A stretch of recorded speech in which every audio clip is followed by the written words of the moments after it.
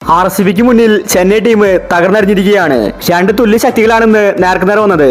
ആദ്യ മാച്ചിൽ RCBയും CSKയും ജയിച്ചിട്ടാണ് തുടങ്ങിയത്. എന്നാൽ ഇപ്പോൾ രണ്ടാമത്തെ മാച്ചിൽ CSK തോറ്റിരിക്കുകയാണ്. RCB ഇപ്പോൾ അടുപ്പിച്ച് രണ്ടാമത്തെ മാച്ചാണ് ജയിക്കുന്നത്. അപ്പോൾ ഇന്നത്തെ കളിയെ പറ്റിയാണ് നമ്മൾ ഈ ഒരു വീഡിയോയിൽ പറയുന്നത്. ഇതുപോലത്തെ IPL ന്യൂസിന് വേണ്ടി ചാനൽ മറക്കാതെ സബ്സ്ക്രൈബ് ചെയ്യൂ. ഇന്ന് ഫസ്റ്റ് ബാറ്റ് ചെയ്തത് RCB ആയിരുന്നു. അവർക്കിന്ന് നല്ല തുടക്കമാണ് ലഭിച്ചിട്ടുണ്ടായിരുന്നത്. പക്ഷേ ചെന്നൈ കൃത്യമായ ഇടവേളകളിൽ വിക്കറ്റുകൾ നേടുന്നുണ്ടായിരുന്നു. 15 ഓവർ ആകുമ്പോഴേക്കും RCBയുടെ ഒരുവിധം വിക്കറ്റുകൾ പോയിട്ടുണ്ടായിരുന്നു. RCBയെ കുറഞ്ഞ റൺസിൽ ഒതുക്കാമെന്ന് CSK കരുതി. എന്നാൽ അവസാനം ചെന്നൈ ബൗളേഴ്സ് റൺസ് വിട്ടുകൊടുത്തു. ഇതാണ് CSK ടീമിന് തിരിച്ചടിയായത്. ഇതോടുകൂടി RCB കൂറ്റൻ ടാർഗറ്റാണെന്ന് എടുത്തിട്ടുണ്ടായിരുന്നത്.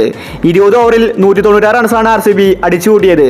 CSK ടീമിനെ അപേക്ഷിച്ച് നല്ല സ്കോറായിരുന്നു. പക്ഷേ സെക്കൻഡ് ബാറ്റിംഗിൽ RCBയുടെ ബൗളിങ്ങിന് മുന്നിൽ CSK ടീമിനെ പിടിച്ചു നിൽക്കാൻ സാധിച്ചില്ല. അവരുടെ വിക്കറ്റുകൾ പെട്ടെന്ന് പോകുന്ന കാഴ്ചയാണ് കാണാൻ സാധിച്ചത്. രണ്ടാം ഓവറിൽ തന്നെ രാഹുൽ ത്രിപാഠി ഔട്ടായി മടങ്ങി. ഇത് CSK ടീമിന് തിരിച്ചടിയായിരുന്നു. എങ്കിലും ക്യാപ്റ്റൻ രുദ്രാജ് കളത്തിലെത്തി.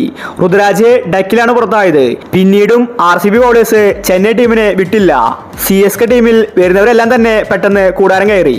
ആകെ കൂടി പിടിച്ചു നിന്നത് രവീന്ദ്രൻ മാത്രമാണ്. ചെന്നൈ ഇതുപോലെ മോശം കളി കാഴ്ചവെക്കുന്നത് ഇതാദ്യമായിട്ടാണ്. ഇപ്രാവശ്യം RCB ഡബിൾ സ്ട്രോങ് ആണ്. ഇത്തവണ RCB കപ്പ് നേടാനുള്ള സാധ്യതകൾ കൂടുതലാണ്. അവരുടെ കളി രീതി അതാണ് മനസ്സിലാക്കി തരുന്നത്.